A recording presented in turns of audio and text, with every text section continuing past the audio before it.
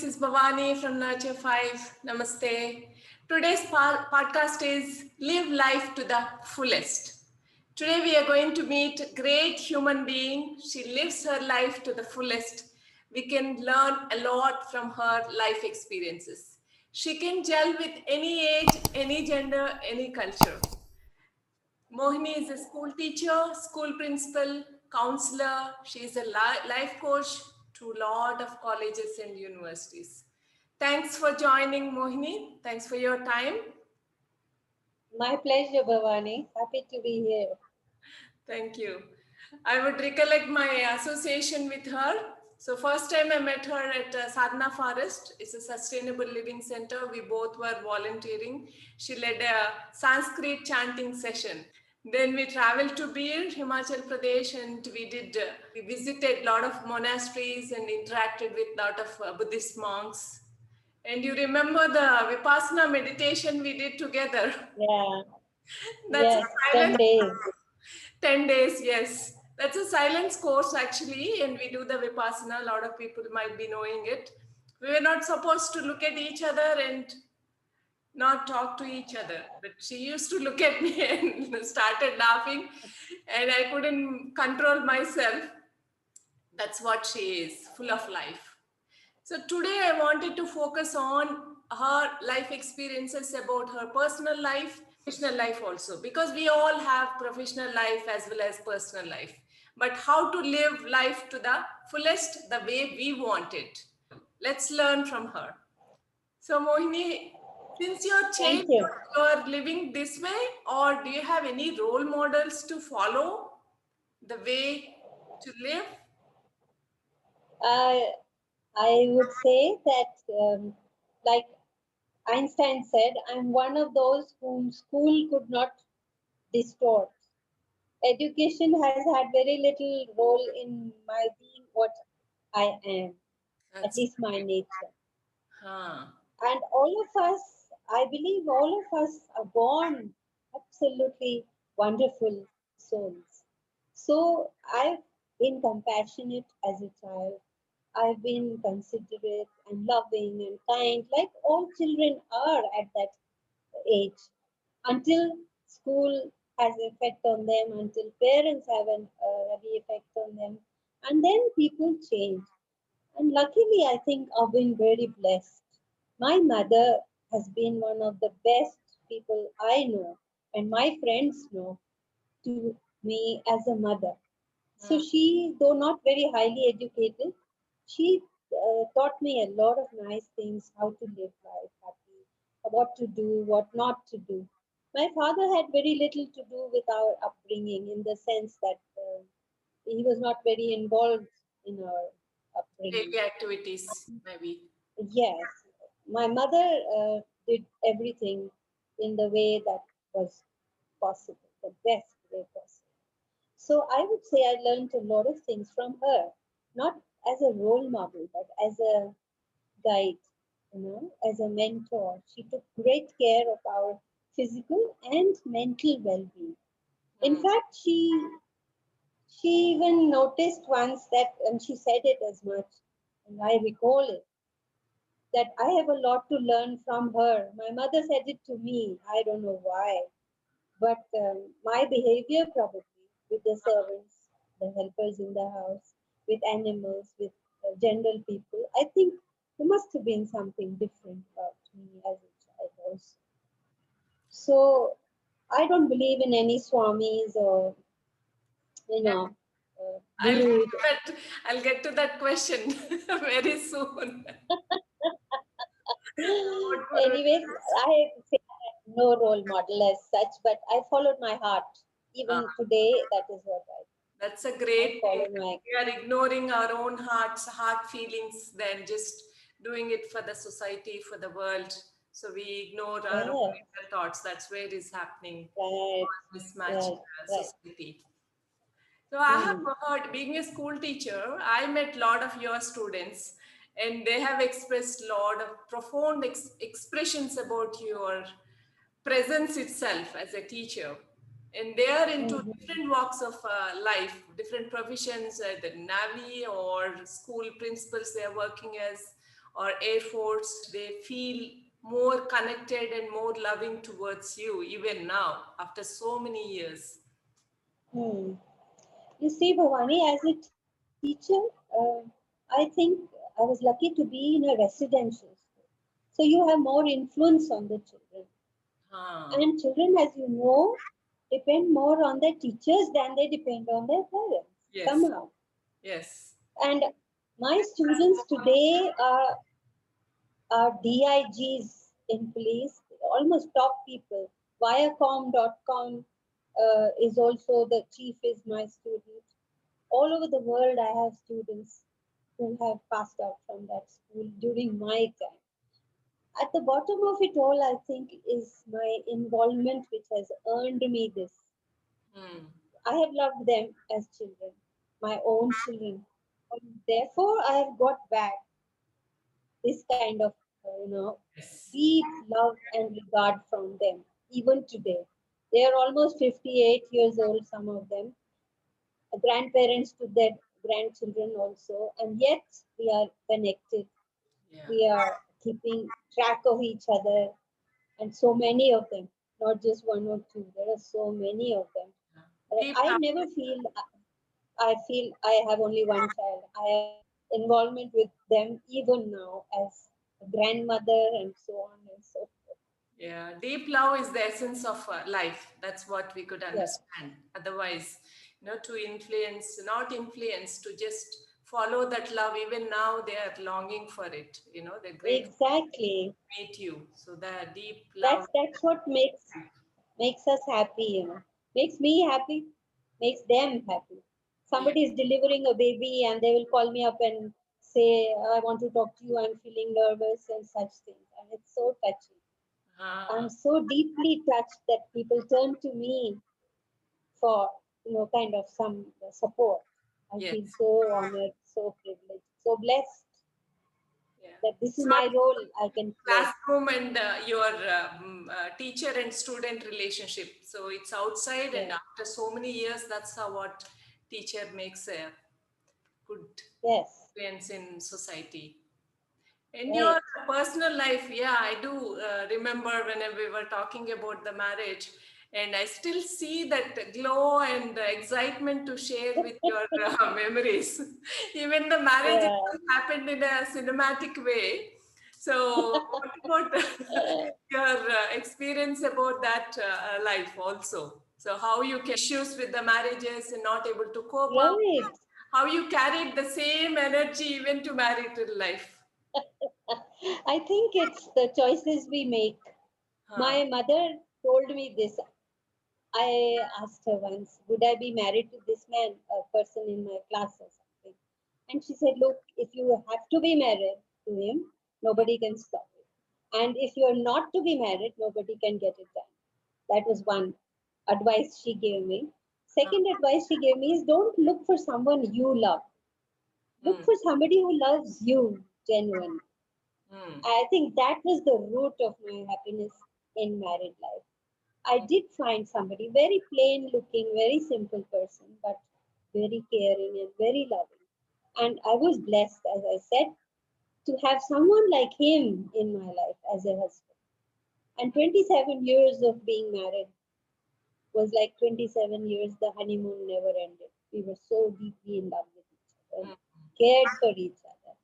Hmm. So, you have to give to get. You can't just take, and expect from others and not do much yourself. So, I think that helps. If you can learn these things, that you have to give and then you get, not get and then you give. It's give, then you get. Another thing I would like to mention is that there is no prescription as such for a happy married life. Exactly. See, each person is different. Each situation is different depending on your nature. Now, nobody can prescribe what is the prescription for a happy marriage. You have to discover it. You have to change yourself quite a bit if you need to, or be yourself if you can be a good person, caring, loving person, undemanding. And I think there needs to be just basically loving and caring. The rest comes on its own. But this morning somebody called up to discuss his own issues with me. A person I don't know, a young man, he's on Facebook friend, and he called me up and said, "I want to talk." I think that is a big kind of a blessing to be able to pacify, to support somebody who's facing problems. And he's talking about his marriage and divorce and so on. And which is true, these days a lot of people are just breaking up. They don't care to continue. I think their demands are too much.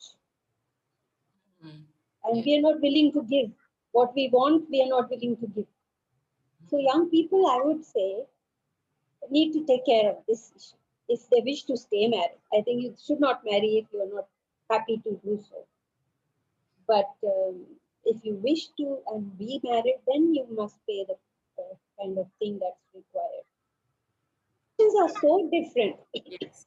No two marriages can be the same situation. Yes. Yes. Yeah. So we need to really make effort to make it last, to sustain that love, that care, that affection, and life will be happy. It's we who make our life unhappy. We who make our life happy. So for the school teaching, that is really, it bothers me also because I'm working with the schools. So I see Mm-hmm. people have different teaching methods. One is one teacher, she teaches just by reading the book and just speaking the things. Mm-hmm. And one teacher with quoting examples. Another teacher, Mm-hmm. maybe she is doing practical experiments she does. But do you have any Mm-hmm. innovative techniques to make a interest in the student, not to, control them? Because that's where we are Mm-hmm. really, having Going wrong. We are going wrong. Mm. exactly. To make it interest in the class. So in your career, did you practice any kind of innovative techniques with the students? Yes, I think I did a lot in terms of activities. All learning, for example, I've specialized in teaching English, and I find that if you have the right methods, your effort is productive. Like children attend school for 15 years or 12 years, in fact, and they don't even speak English. Something they have been taught for 12 years. Whereas language, people pick up at home. Yes, Even a 2-year-old start speaking a language, maybe Gujarati, maybe Bengali, maybe anything else. So something that is so easy to learn doesn't get taught after 12 years of teaching. So I trained specially in teaching English as a language, and I tried out all those things which I learned from Hyderabad, Osmania University, special university they have for foreign languages and English. And I found that works, the methods, what we were taught. I promoted those. Even today, I'm teaching teachers as a resource trainer. I'm working full time. And I teach them those methods for teaching. And they are very successful. Those who apply it find that teaching has become more productive, more satisfactory. So, traditionally, all of us today, including students, know that the system is a total failure. yes, But yes, if learning becomes fun for a child, yes. they love it. They are definitely being educated. And we must ensure that life becomes happier in schools during the learning process. Yeah, that fun is the fun element is missing. Intensive. Instead of fun, Yes. stress came into picture even for the students, for the teachers too. I feel Yes. really sorry for the teachers because they are also bombarded with the parents and the education system. Right. We need marks, we need Right. marks. So when I was talking about, Yes. okay, why don't we do practical things and fun things outside the classroom? Mm. I got an answer. So yeah, fun is missing. That's where we need to really. Yes. Fun is missing. Do you want to cherish? I know you have shared with me a lot of fun moments. Cherish any memorable moments in your life, which you might have done so many fun things. Yes, I feel that one must have some courage plus discretion. You can't be foolhardy. You can't risk your lives and think you will get fun out of it. So I have done a couple of things as a student also. We lived in Banaras, and I used to go to the Ganga every morning. Before anybody in the house woke up, I used to go to the Ganga, where I met a little fellow, hardly 12 years old. He used to row my boat, a two-seater boat. Only he and I would be sitting opposite each other, and that was the boat. And we would cross the Ganga, which is about maybe 2 kilometers. To go to the other side, I would watch the sunrise and come back, running, come back, running home. This was daily routine. These are things which sustain us. Doing what you enjoy, do what your life spirit needs, you must do. We feed our body, we do, but we seldom feed our spirit. So, looking at the sunrise every morning really brought me a lot of happiness. Another thing I find I enjoyed was at Oroville. I went to the beach and I asked one of the fishermen there if he would take me on an early morning round When they of go the for sea while fishing. he went fishing. Yes. Wow. So again, on this fishing boat, they Uh-huh. usually have two men. One rows the boat Okay. 10 kilometers out into the sea, and then the other one will spread the nets, and then they sleep for about an hour or so till the fish are in the nets, and then they start collecting the nets and the fish and pulling them into the boats. Now, Okay. this guy had to leave his partner because he was taking me. So Okay. he did everything. I could do nothing to help him. So this trip, which took us about 3 hours, Oh. I enjoyed. I think it's an unforgettable kind of trip to be in the darkness over waters like that and row out into the sea in a paddle boat and Ah. come back 3 hours later. I think that was one of the most enjoyable trips I made. Though I love traveling and I have traveled the world over 9 countries before the corona lockdowns came back. And I think traveling for the sake of meeting people has kept me happy also. Yes. We need not worry about where we will stay. If you stay in hotels, it's you might as well be staying in Delhi, in any of the hotels. So I go to backpackers always, where people are more relaxed, and it's mostly young people from all over the world who come to these backpacker hostels. I Yes. did 9 countries solo trip, all on my own, and I think that really kept me so happy. I felt so fulfilled having met people in all over the world, made friends with people from all over the world. These are things which make us happy. We want to do it, but we seldom have the courage to take a chance. Of Yes. course, it's taking a chance. And Yes. if you're looking for too much comfort, also, I think that's a mistake. You Yes. might as well stay home and be comfortable. So these things have kept me very, very happy, even till recently. Hmm. I know you travel even now also. If you decide to go, you just go. You don't really think about anything else. It's just up to your mind. Uh, If you want to do it, you just do it. Whether you're working yeah, or not working doesn't matter for you, but that's how yes. you live and generate energy around you. Yeah, and travel light. I only take one bag, shoulder bag. No Ah, matter I stay for 10 days or I stay for 1 month. That one bag, whatever it contains, is going to be enough. I yeah. don't think I need to lug suitcases and such things. I like to go this way. Yes, yes. So it That's doesn't matter ironed or unironed or fancy clothes or no different kind of clothes. Just take a couple of them and that's more than enough, really speaking. yes. And that's how I enjoy traveling, even at my age. I don't feel scared. I don't feel afraid. Hmm. I just go, Yeah. trusting that I'll be fine. Exactly. The trust needs to be there. That's where you feel more open and you're feeding your heart when you have a trust in Yes, places or yes, people. So that is where the real you will comes out. yes, that's it.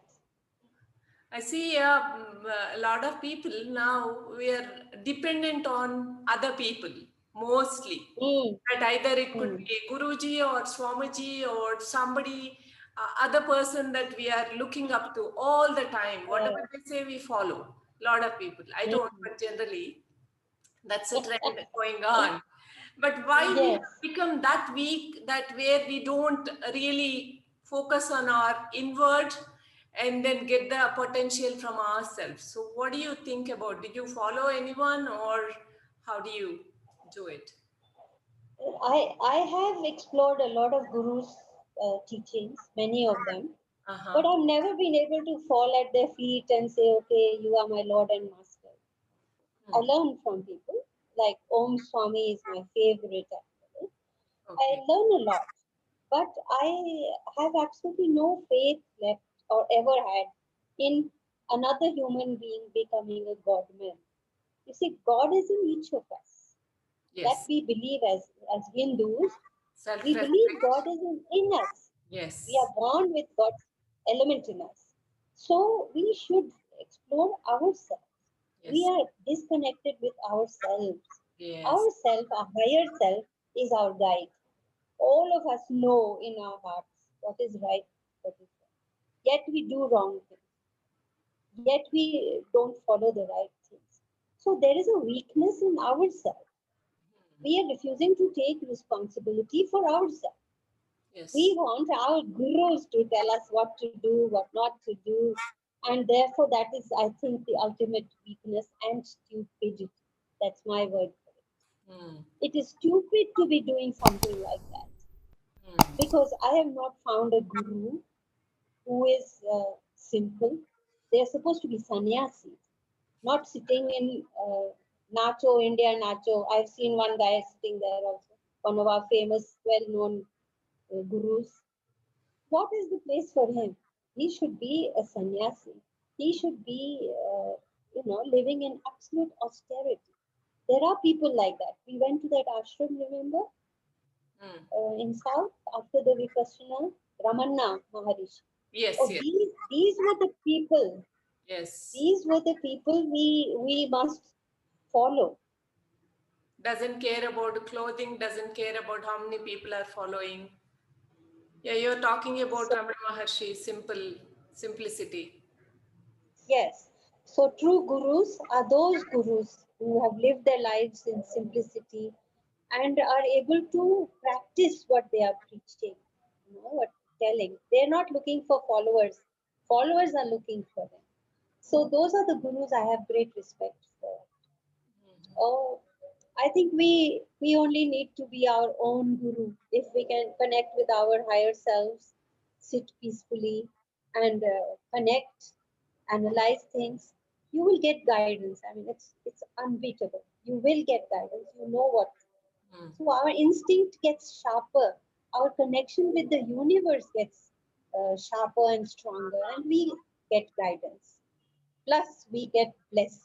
I mean, divine blessings are with us. Things work out where there is no explanation of human involvement. So Hmm. we have to agree that it is the universe we need to be in tune with and trust that whatever's best will happen. You need to experience that, sharpen that intuitive power if you can Right, go inward right. more and more. There's nothing wrong in looking at other people, either it could be Guru or Swamiji, whatever is Yes, good, yes. just take it.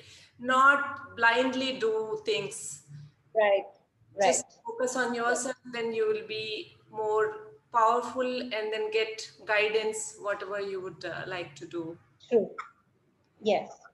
I do remember sharing with me that you do practice natural treatments for some of them. So, what Mm-hmm. worked for you so that we can also learn and maybe we can try, because natural treatments doesn't give a lot of side effects. So, we would like to know about that part too. I see. I am a firm believer in natural healing and self healing. You Self see, healing. I've practiced it for many years. There are books also available on self healing. There are self healing happens in two ways. One, by natural means. For example, you use herbs and things like that to to help you heal your body or problems and also stay healthy.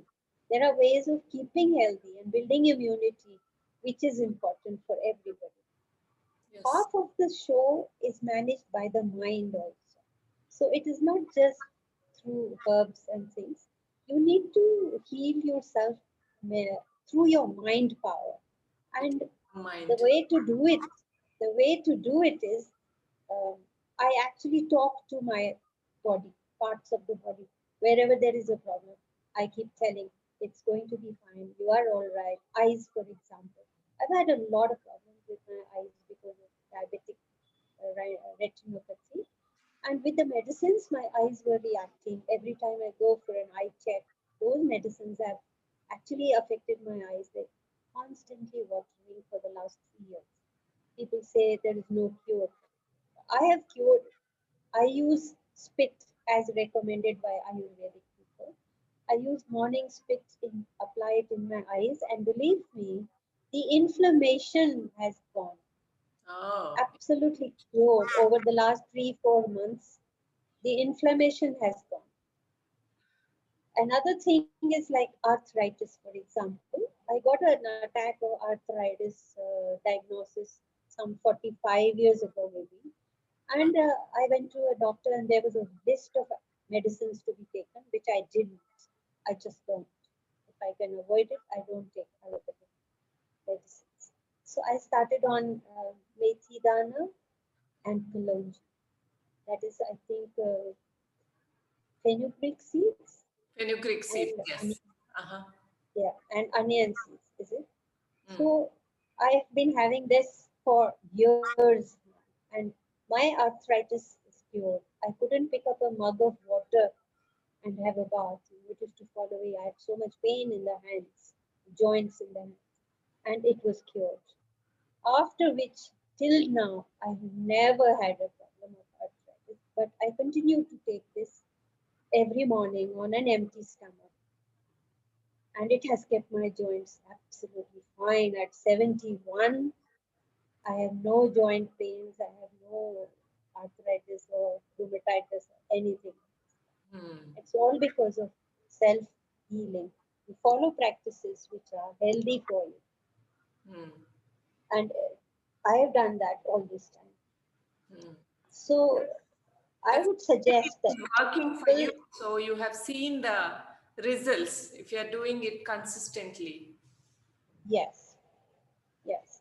So you need to explore a bit, Mm. read a bit, maybe visit an Ayurvedic person to get an analysis of what your constitution is like, and Yes. then you follow that. You follow practices with dedication and faith.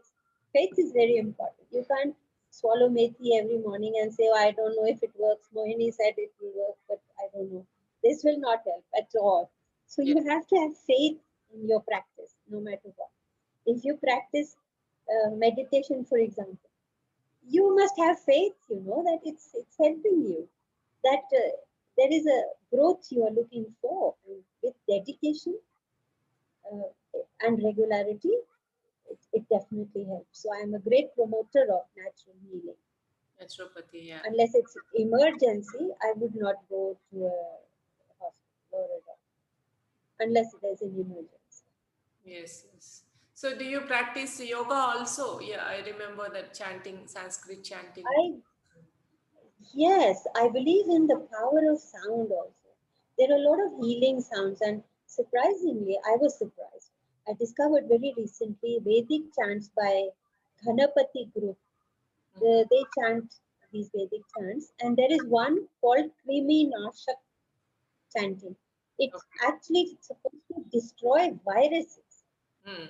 So they have actually held a community chanting also very recently, where you can join them even if you don't know how to say it.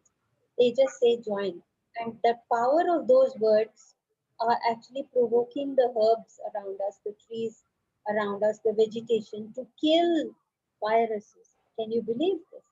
That Yeah, I heard whatever is in the air which is harmful can actually be destroyed by the power of sound. So I follow chanting very regularly. I think it's very powerful.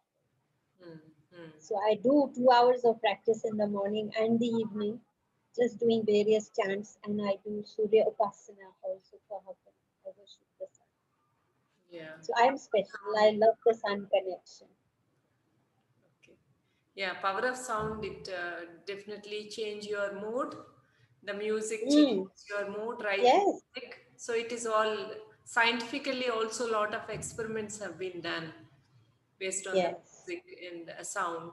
And Mm. plants react to the sound. There's a lot of experiments in those areas. Get inspiration in life from anyone in general. Um, yes, I do. I read a lot. I learn, explore a lot of things. Like I've read these couple of books by Om Swami, and I've also read a book called The White. This was a life-changing book for me. The White Book by Ramtha, and I recommend it because it's a channeled book. It changed my. It not really changed, but it seconded my approach to life. I was so happy to have read it because that was my way of thinking as well. It's a very important book, and I wish people would read it. The White Book by Ramtha. White book. Another book I just recently read is 50 Toughest Questions of Life by Deepak Ramola. I'm even putting readings of that book on Facebook for everybody. So I would think I have been steering my life my own way. You get Very influenced, good one. Yeah, but we have to steer our own life so that we can right, go to a destination where we like. exactly. Don't get pushed around, don't get washed away, carried away, looking for people to support and guide you and direct you. You follow your own intuition, your own common sense, your own heart. It's very easy to get influenced, and pushed the wrong way. Then you realize, oh, this is not what I really want to do, or this is not where I really want to go or Yeah. be. Listen to your heart. And I think I've seldom been wrong. I've never regretted following my heart. Wrong things happen to you. People do wrong things also. You get cheated, maybe you get misled, you get sometimes misunderstand things. But that doesn't stop one from being what you are meant to be. You know, It's okay. I It's believe part that of life. very strong. Yeah. Even the wrong incidents also, it's part of life. So we just need to accept Yes, that. yes. Don't let your behavior change because of other people's bad behavior. Hmm. Hmm. And Yeah. that's important. You have Yes. to trust. It's okay. They did what they think best. I will do what I am supposed to. That keeps you on the path to your own progress. Hmm. That's how you live life to the fullest because you follow Yes, your own intuition and take guidance or just explore other things, but still yeah. add that knowledge It's to your not life. right. It's not cut, copy, paste. That will never help you. Yeah, we are all bonded with cut, copy, paste. Yes. We have to find our own way and do the best we can do. And there's a lot we can do. Yeah, every one of us are different. So, yeah, I wanted to wrap up. I wanted to ask few questions. So, what do you wish in your life now in future? I actually every morning I wake up and say, "Oh, I'm not dead yet, so Oh, I've got another day to live." So wish-wise, I don't think I have any wish as such. Honestly, very honest. hmm, hmm. I I live every day in the present, enjoy the day. If there are problems, of course, one shares that. I'm a deep empath also, so I kind of absorb the pain and suffering that is happening all over. Yes. A tree has been cut in our vicinity in the fields around us. This morning, they have cut down a tree. Hmm.